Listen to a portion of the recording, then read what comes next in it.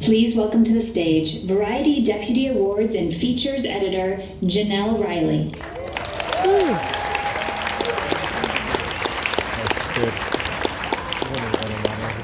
Hey, good evening, everyone. Thank you so much for coming out.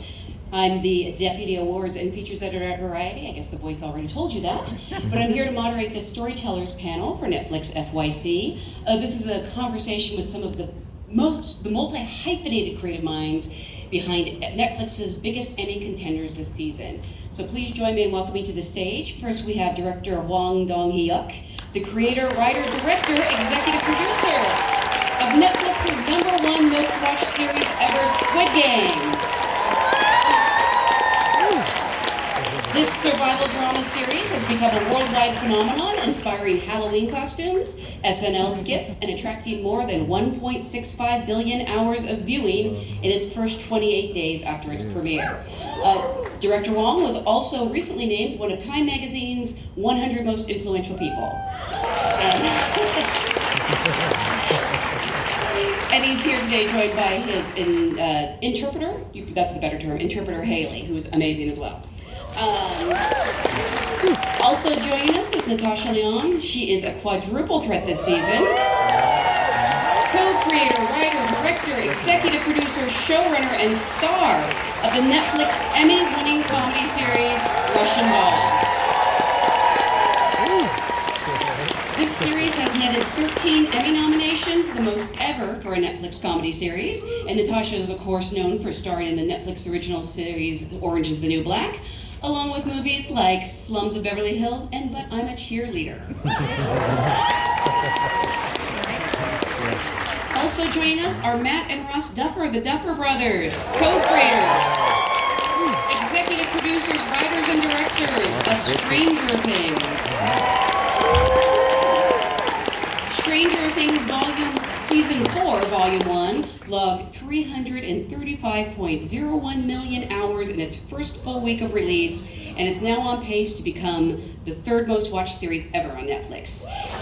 Stranger Things has been nominated for 38 Primetime Emmy Awards, and most recently put Kate Bush's song, Running Up That Hill, back on top of the music charts. Also, please welcome John Wells. He is no stranger to the Emmys. The executive producer and director of the limited series Made, starring Margaret Qualley, has been nominated for 25 Primetime Emmys. Getting ahead of myself there. John has worked on such hit series as ER, West Wing, Shameless, Mildred Pierce, and China Beach. It's a shame you couldn't do anything good. Finally, please join me in welcoming S.J. Clarkson.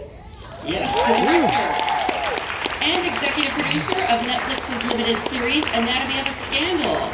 This British dynamo is best known for directing EastEnders, Life on Mars, and Marvel's Jessica Jones and The Defenders. Thank you all so much for being here. This is, a storytellers panel, and so what I always like to start by asking is, as storytellers, who or what do you get your inspiration from? And why don't we start with SJ, since I introduced you last, and you're the furthest away from me. Great. Hi, nice to meet you all. Hello. Where do I get my inspiration from? Well, in the instance of Anatomy, it was the book, I have to say. We were very lucky to have Sarah Vaughan's novel, which I read, I think, in about a day. And it was so compelling, and it was a page turner. It was incredibly engaging, and it just offered up, in my mind, all these cinematic opportunities. But you're always looking for these great characters and engaging story, and these opportunities to take the words on the page, whether it be a book or a script, and sort of like make it something that you can't imagine unless you see it on screen. Absolutely. John, for you? The same, the writing. Stephanie Land's book, and then these beautiful scripts that Molly Smith Metzler did. And they were visual, and you saw it sort of as you read it. I think if I can't read it and see it as I read it, then I don't know how I would do it. So that's really how I judge whether I want to do something. And it was beautiful and cinematic on the page. Matt, you're Matt, right? Yes. I knew yes. it! I knew it! 50-50 shot you got. No, I was so proud of myself for knowing the difference. Yeah. Everything. I mean, Ross and I, it's my real life. My friends, my family. It's movies that we love and loved growing up. It's video games, and it's a little bit of everything. And I was talking to John backstage, like the big thing for me, being a movie guy and then moving into television, what I love about it is finding inspiration from the actors and just and realizing how much they inform our writing and these characters and the story ultimately. So that's been the best and biggest surprise of working on the show. So you must be Ross. You got it. What he said also, for me, it's also the other creators, some of these amazing creators on stage and other people out there making content, just because I think one thing we're just excited about is television in the form of TV and continuing to push it and play around with it and do new things with it, which I think streaming allows. And what is TV and what is a movie? And I think just watching what other people are doing and just trying to continue to innovate just keeps us excited. We're excited to see you all talking. As a matter of fact, you and Director Wong were talking backstage, and everybody was like, "Oh my God, look at I was trying to convince them to do a 2.5-hour episode of Squid Game. So Yeah. We'll see if it works out. Natasha, for you? I don't know. I guess similarly, maybe it's like an attempt at an empathetic view of the world around me or something. I guess there's no lack of a sort of Jack Kerouac character in me that I think has had a lot of travels, and so I get out there and I see things, and then I feel deeply about them and sort of want to tell the truth or sort of shine a light on some weird places and kind of help out the underdog or the weird kid at home that may be watching and feel sort of lonely. Aw, I know. Director Wong? I don't know. It's just where I get the inspiration from. It's just different, case by case. For Squid Game, I got the inspiration from a lot of comic books that I, read when I was in poverty, back in 2008. I was so poor, so I spent so much time in comic book cafe and read a lot of Japanese comic book about survival game or gambling. So I got the first impression from those comic books. Then I got also another inspiration from my families and my personal history. So a lot of things based on my memories about my family, friends from my childhood. So. You were struggling then. Would you have accepted an invitation to the Squid Games? I was, maybe.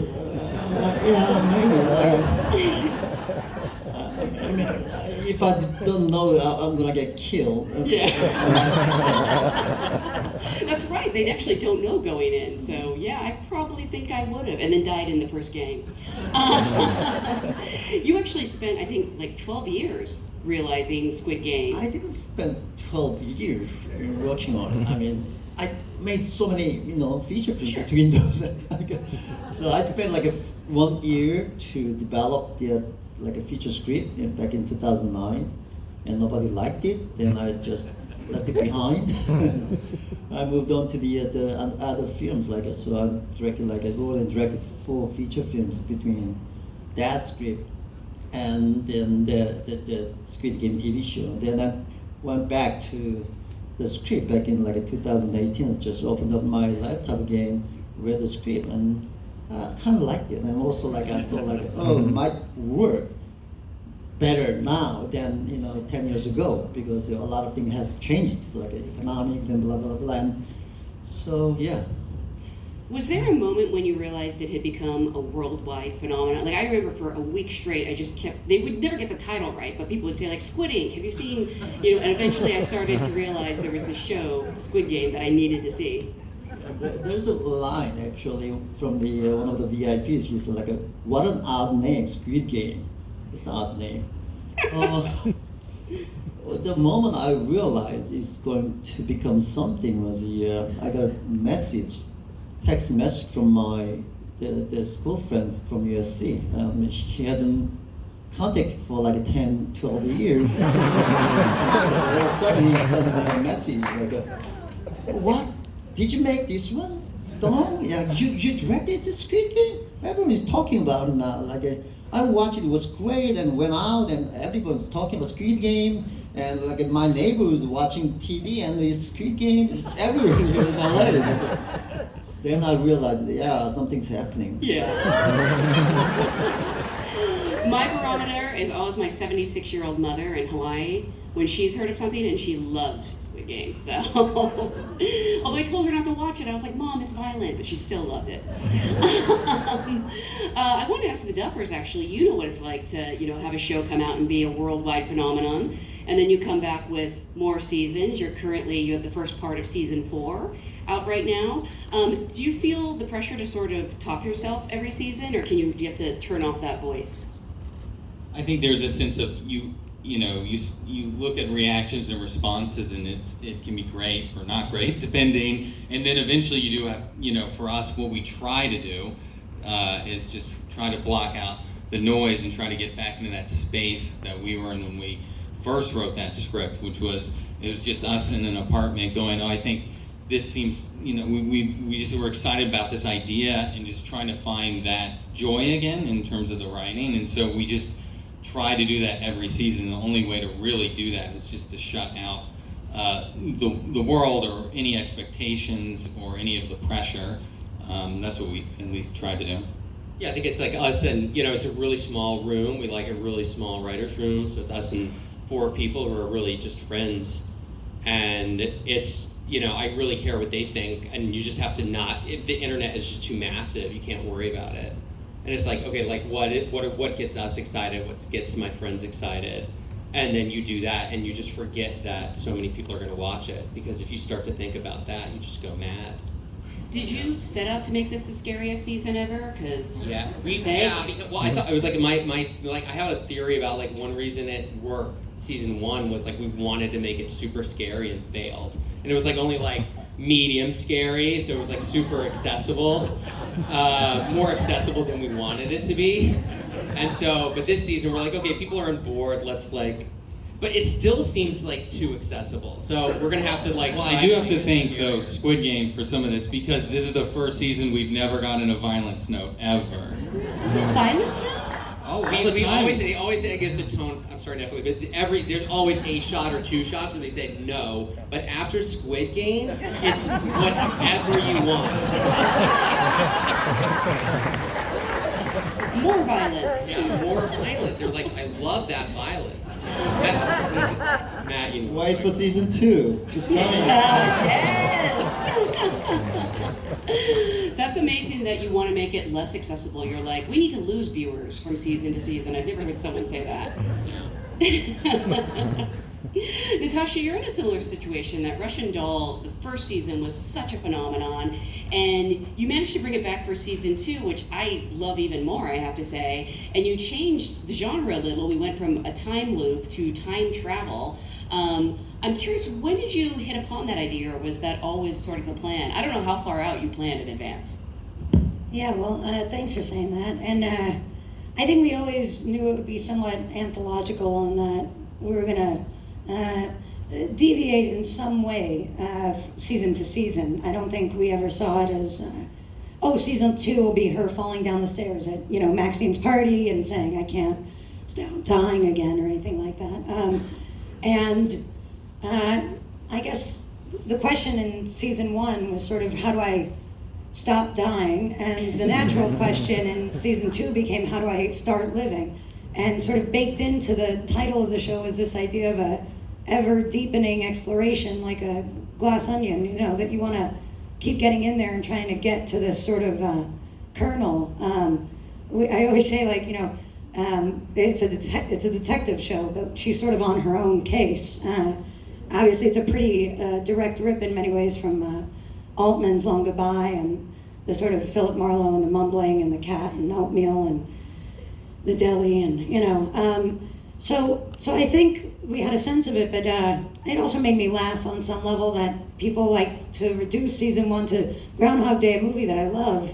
So I thought it would be funny if season 2 was Quantum Leap, and that the inciting event would be being born, and so you would just kidnap yourself.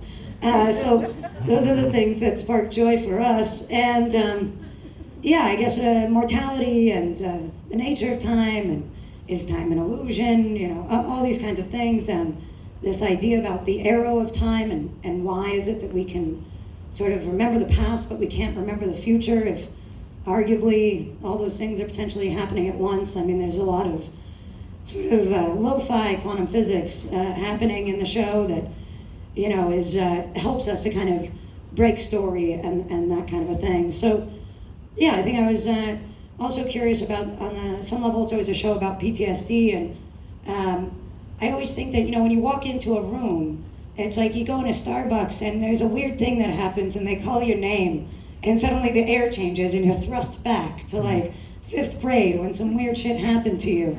And in that moment, you've sort of traveled through time, So I think there were many ideas that kind of all seemed to kind of add up to this being the nature of the season.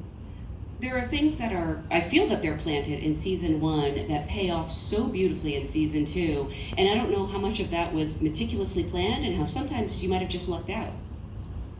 Yeah, I mean, certainly the Krugerrands and the kind of, the lineage of those seeds, or even just, the conceit that Alan says, I remembered my first death, I killed myself. There's some big sort of structural ideas that are planted if you're going to do a return. And so, yeah, I think we did want to sort of go deeper into those and figure them out. And also, I mean, it is really an underground season, obviously, with the subway, and we love that. We love like the endless layers, and as you track through and go back, and the idea of survivors and strength, and does it actually skip a generation, felt really interesting. Like this idea that we have this, once you decide, should you drop out of life, once you decide to return and become a participating member of society, it begs many questions about just how that works. And for them both, Alan and Nadia, it feels like their mothers have a certain vision for who they should or shouldn't be, or what their future is destined to be. So the idea of a matrilineal sort of time game involving their grandparents felt seductive, which is what you want. By the way, have you seen the subway installation over in the space? Indeed I have. I just went there, and a bold choice hanging up that Sophie's Choice poster. But I think it's great. I'm so glad. The MTA is a dark, dirty place filled with rat feces and steel dust. And it's really it's funny that it's there, and I don't know that it's wild to make a show that's that New York. I mean, that show is Abel Ferrara's New York. It's New York as hell in that underground. Yeah. John, you're such a great storyteller in all sorts of genres, and in the case of Maid, you're working from Stephanie Lamb's book, whose voice you capture so well. I'm curious if you can sort of talk about the techniques you use to, be true to and convey her voice without, basically doing a word-for-word adaptation from her book. Well, that was really what Molly was working on with the writing staff, and they were looking for how do we become, because Stephanie's voice is so specific and her journey was so specific, how do we actually then put that on the screen? Visually, what can you, I think what we're all trying to do when we direct is what can we read and then find a way to visually do that storytelling that allows you to say less. So a lot of what we were talking about the whole time was how do we always stay in her point of view? How do we always feel as if we're having this experience with her throughout? And doing that with a 3-year-old who sometimes wanted to be there and oftentimes did not want to be there. And so, it was a very conscious decision to shoot it simply and close to her, and to always be kind of following what her experience, what her emotional experience was. And once we sort of landed on doing that, then it became really clear how the scenes would be set up and what would happen. But it got complicated because there was a 3-year-old, and she's wonderful, Riley. But Margaret was in every scene, and she was acting for 2 in every scene, because the kid didn't really want to do what was in the script. So we were constantly spending a lot of time talking about, well, if you can get her to turn her head right here, then I can put something else in her mouth on the other side. And then coming up with games to do for her to scream. We played make your loudest mouth game, like who can make a bigger mouth. So I was like crawling around the front of this car, going like that, and she would go like back and put screams into it. So it was a really interesting. Now that I've told you, when you watch it again, you'll see like you'll notice that a lot of her tantrums, her head is away from us. And then occasionally she just had a tantrum and we just shot it. So,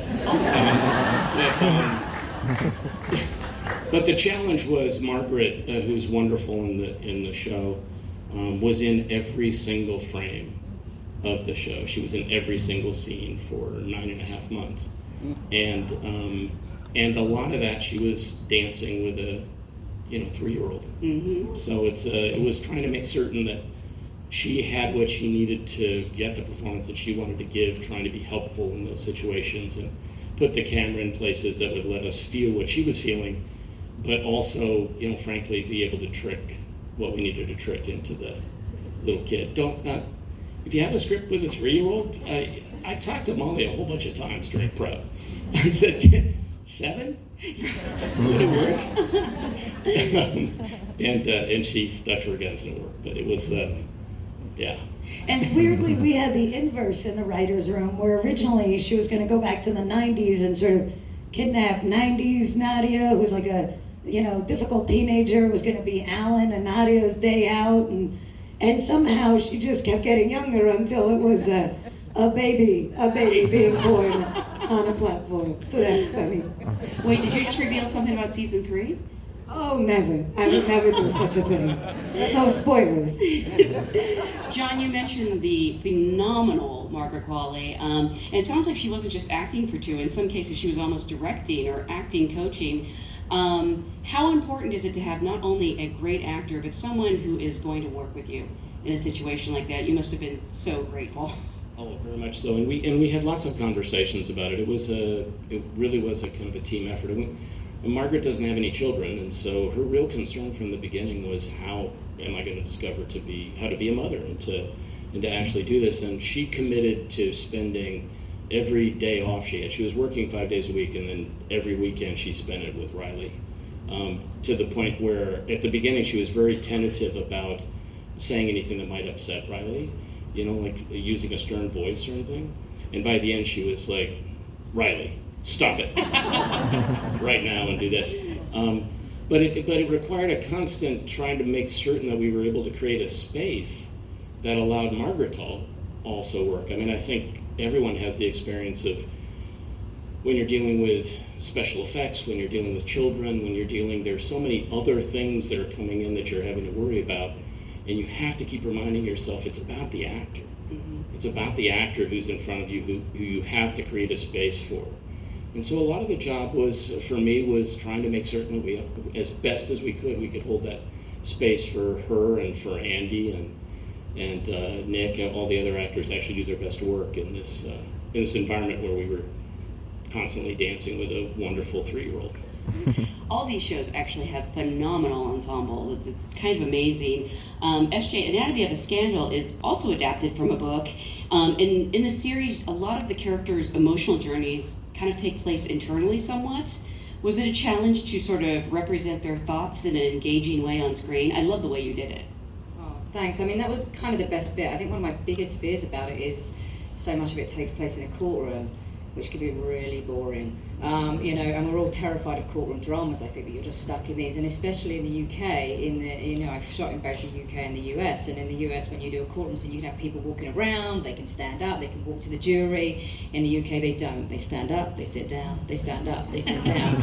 And they wear these wigs and they wear these robes. And so much of that was like, how can I kind of get sort of something more cinematic from these characters out into the open, so that when we're in the courtroom, specifically, for example, we brought a lot of flashback in when we were developing the scripts to really kind of like look at, I think, to what Natasha was talking about earlier about what we remember, what we know, what we think about things, and and I think in a case like Anatomy, where it's very much he said, she said, and it's misremembered moments. So we shot sort of the elevator scene, I think, about 8 times. in different ways with different reactions, because every time Olivia was on the stand and was questioned, that she would then be misremembering it based on the questions that she was being asked. So there was a constant changing, and so that was really important to get inside their heads. And then there were these opportunities I just felt, at the end of each episode, where we were really with each character and with a big moment and how to punctuate that. And I always wanted to do that cinematically. So, for example, James in episode 1, he's, okay, I had an affair, oh fuck, okay, we've got over that, and oh, it's going to be out in the press tomorrow, oh fuck, we got over that, and Sophie's really mad at me, and oh fuck, we got over that. And then by the end of the episode, when he suddenly, has an accusation of rape, that thing's like a gut punch. And I just thought, well, it'd be really cool to just do that. And, nobody said no. So I was like, okay, great, let's do that. And then, and for, as the series went on, for Sienna's character, I think goes through probably the biggest yet quietest journey, but she has to go through so many of the same emotions, just with those tiny nuanced shifts between it, that, for me at the end of episode 2, when she's, just heard that this was just an affair, it was just an affair, even though it was, 20, 30 times in a hotel room, it was just an affair. When she hears she was still in love with him, for her it's like Alice falling down the rabbit hole, and her life is in the balance in the courtroom. So it just seems so fun to sort of have her relive the moment in the lift, again, from her perspective this time. And I think that's something that cinema allows you to do. It allows you to take that psychology, and you can have a paragraph of words, and of course you can disappear into that, but just to be able to have the camera and these kind of fun ideas and realise it in a way that is just purely cinema, I think was what was so exciting about the opportunity of this. I love these flashbacks told from different perspectives, and sometimes they're very subtly different. I have to imagine one of the most important jobs on your set was your script supervisor, because they must have had to keep track of every little nuance. Tessa Kimball, if you ever work in the UK, Tessa Kimball is a fucking rock star. I mean, she was literally, I was like, Tessa, get this look, make sure we've got this, make sure we do that. And we also shot it the way we did it. I wanted to kind of get inside people's head and make it fragmented, because I don't think memory, and especially now the audience is so sophisticated when it comes to flashbacks, there's no longer let's just make it black and white and let's just kind of play it out. It was about the fragmented nature of the misremembering, and so we used different lenses, so we would literally have to change the lens every time. We called it an effed up 40mm, which was our portrait lens, which we would shoot all the flashbacks on, which has not to get too technical, but a center punch, that the only thing in focus is that. So we had to do every single take on that lens as well. So Tessa was there to remind me when I hadn't done it, and when I hadn't shot it at 50 frames per second, and all of that. And 6 episodes, whenever you do a series of all of them, big mistake. No, it was great, but it's a lot. You don't realise until you're in the kind of the midst of it that you're like, oh God, we're only halfway through, and I've got episodes 6 and 5 coming, which I've not really prepped as much because they were kind of late in the day and doing that as I'm going along, and it's quite overwhelming. So honestly, my whole team were incredible, as I'm sure we would all testify to that. I think the people who work in this business are incredible, but Tessa Kimball, can I say her name anymore? She is brilliant. It's fantastic. I'm curious for each of you, and let's take COVID out of the equation, because obviously the last 2 years have been unlike anything we've ever had to deal with. But what ended up personally being your biggest challenge on making your show? It could be, a moment in the script, a moment on set, finding the right cast. I like to pretend that for the Duffers, it was getting the rights to Kate Bush's song, but I'm hoping she gave it willingly. No, that was simple. Really? I mean, we have a great music supervisor, Nora, and she does it. If there is drama behind the scenes, which there wasn't in this case, but she doesn't even let us know. You'd never know. So I was just like, it's Kate Bush, and then we decided it was Kate Bush. And was that written into the script? Huh? The only thing with Kate Bush is that she did read the scripts, and then she did need to see the scenes where the music was featured, which is like a lot of scenes. And it was a little nerve-wracking. At a certain point, after we had finished shooting, I got nervous because I was like, wait, what if she says no? Because it's like baked into the story. Like, what if she doesn't like the scene?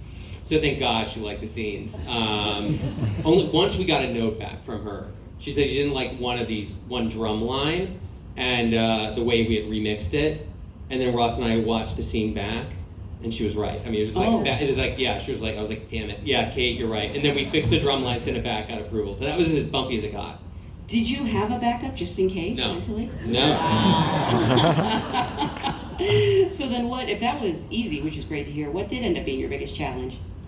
I mean, for us this year, I think it was, well, we were spread out in multiple locations, which was difficult, just getting, in terms of trying to run something in Albuquerque and Lithuania and Atlanta was something we had never done, and that was challenging just from a production standpoint, and just the amount of, we didn't really realize till we were halfway through how much content we were shooting, and so it was really over. And like SJ was saying, like, we just, at a certain point, I remember we wrapped in Atlanta, and it felt like us and for the crew that we had just run this massive marathon, and then it was like, oh God, we are not done.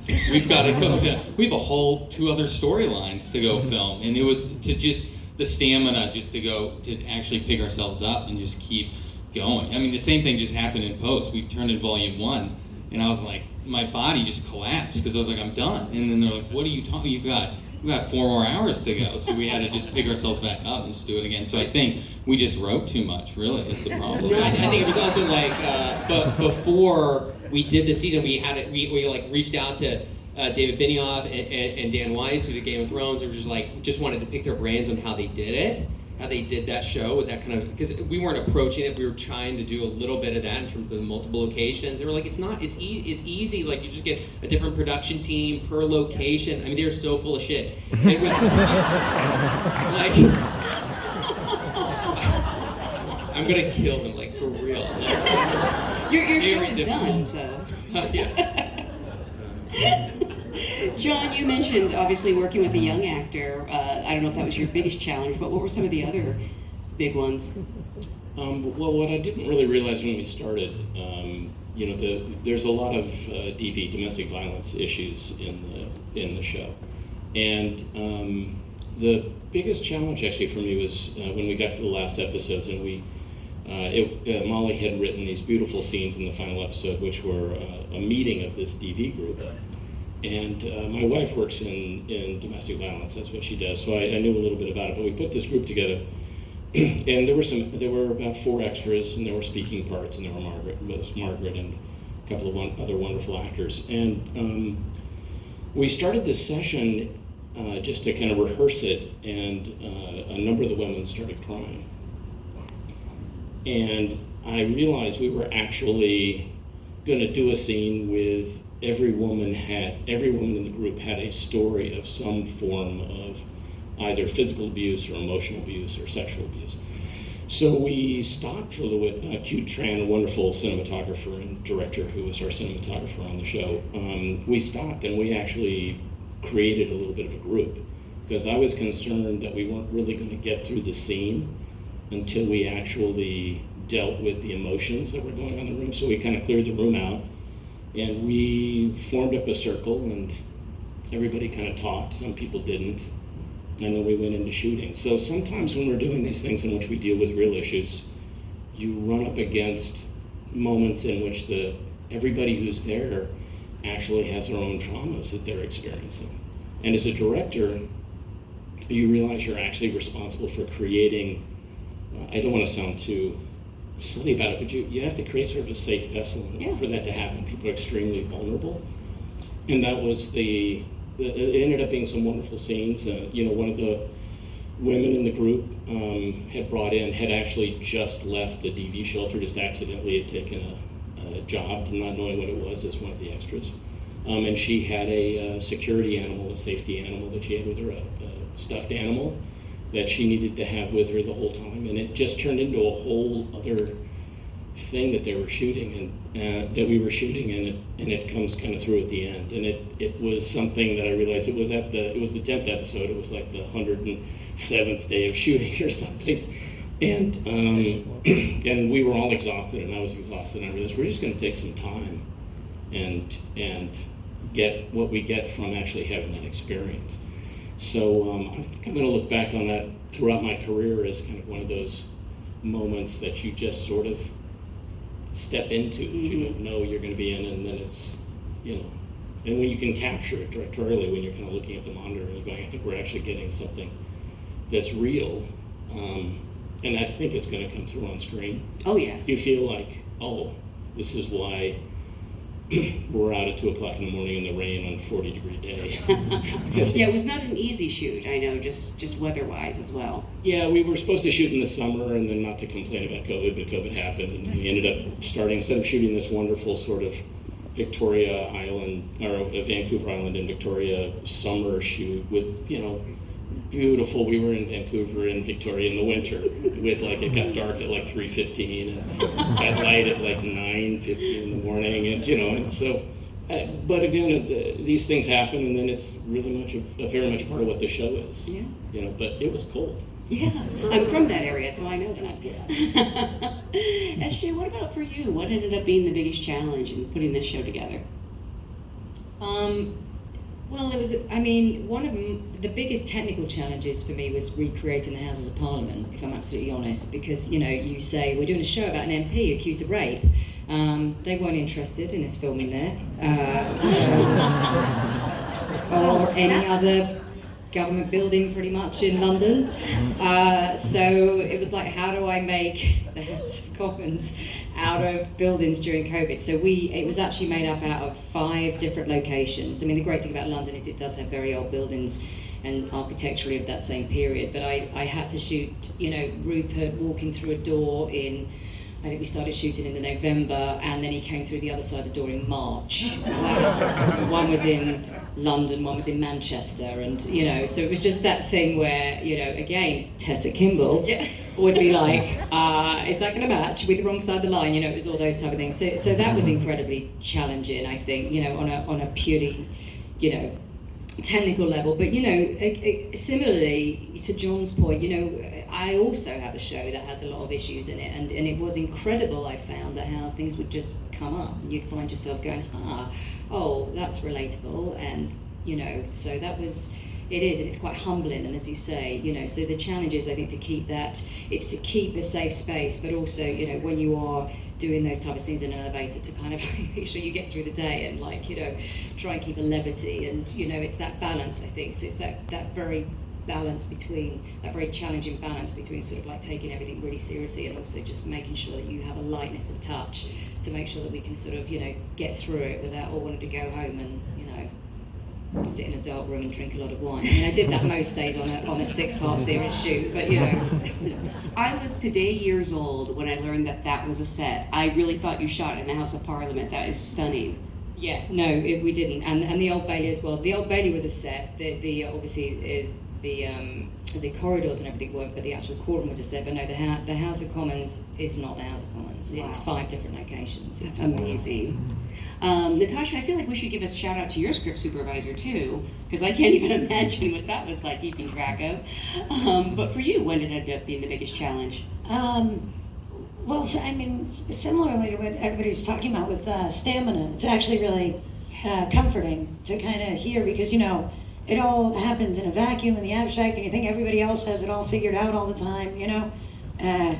And man, that stamina is intense on these things because they're beasts, and you know, you can't undervalue. I know that the question is trying to avoid COVID, but just to say that the way I experienced it was like this, like just trying to keep the dream alive, because you don't know.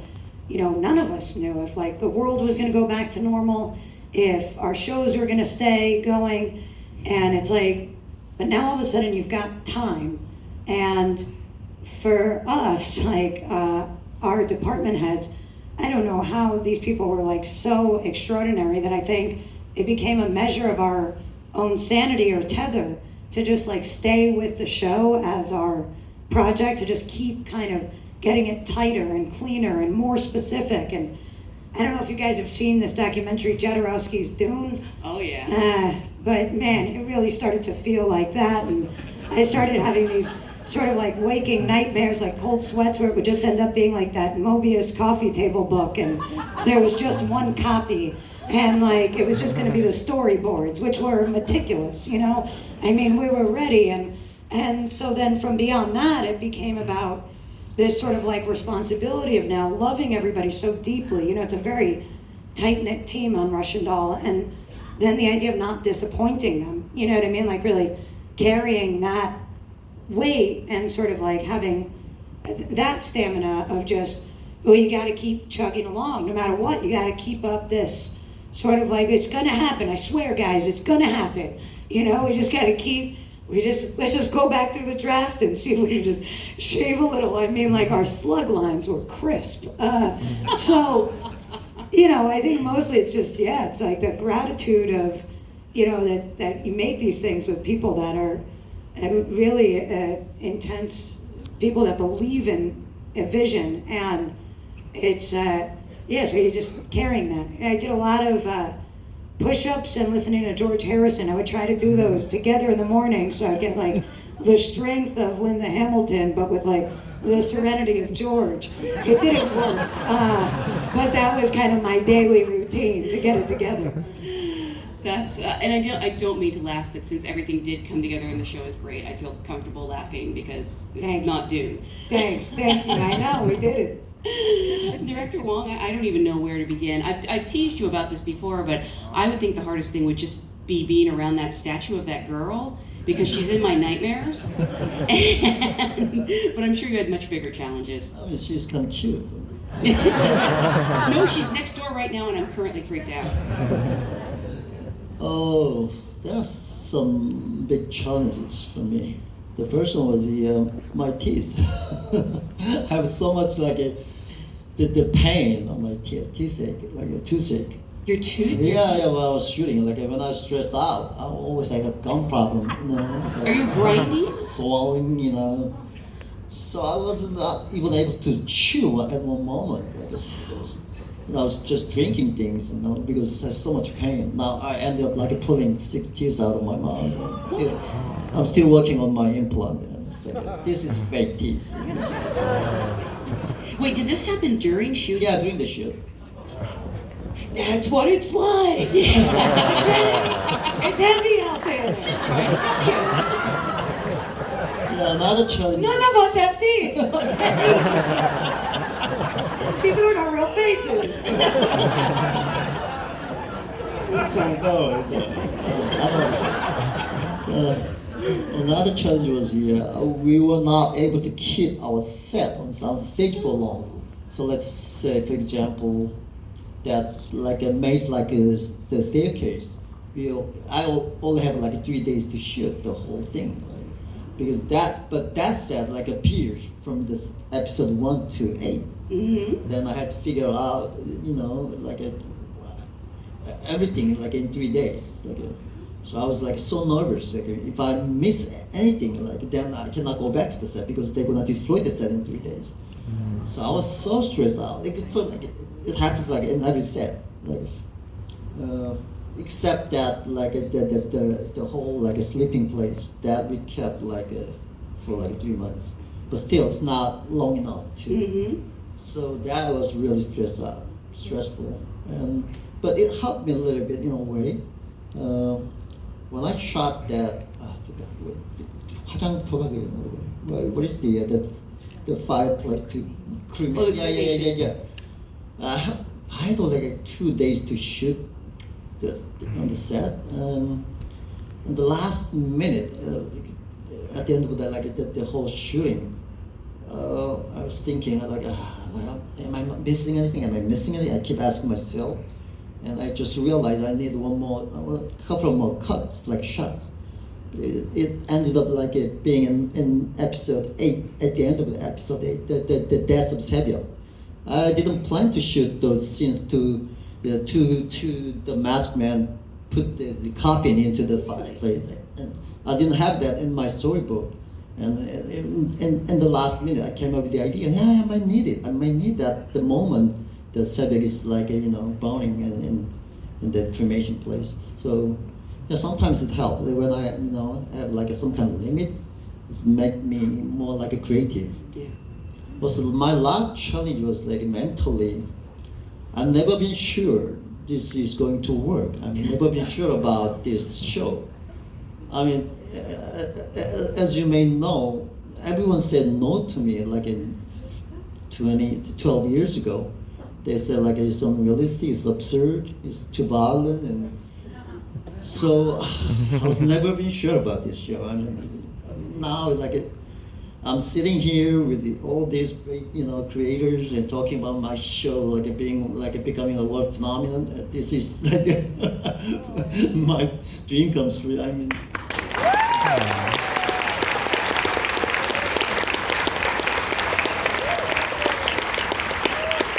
I was not even sure when I was editing, so. You're sure now, right? Okay. Yeah, I am. It actually pains me to think that those beautiful sets were gone. So do you have to rebuild them for season 2? Yes, I believe. You haven't started yet, then? Not yet. Okay. I believe you're going back there, so. Wow, that's amazing. I think we have just enough time for the Duffers to tell us what happens in the next installment of Stranger Things. So if you can sum it up in 3 minutes, that would be great. No, I can't. We're still working on it. Yeah, we actually are. We just got from the. The mix sounds great, though. They just got out of it today, so I can say it sounds good. I talked to your sound person, and my favorite thing is because I'm old, so I watch with subtitles on. The word squelching. I don't write the subtitles, but I did see that. It's perfect. That word. became a thing. We were considering finding out who's writing the subtitles and hiring them for this room because they're crazy They're creative. great. They're wild. Squelching intensifies. Yeah. Is one that I see a lot. I like that one, and Vecna moans. I like that one. Eating wetly. Eating wetly. There's a lot of that. None of this is in the script. This is No, this is. They just let Eating whoever this is, they just let them loose. You're right. Like, is anyone checking this stuff? It's probably because of Squid Game again. That's Yes, exactly. We all have Squid Game to thank. Well, again, it's such a thrill because honestly, all these shows are so fantastic, so well cast, and so well done. I want to thank you all so much for being here. I want to let everyone know there's a reception next door. Check out the creepy statue. And again, thank you all for being here. Thank you so much. Thank you.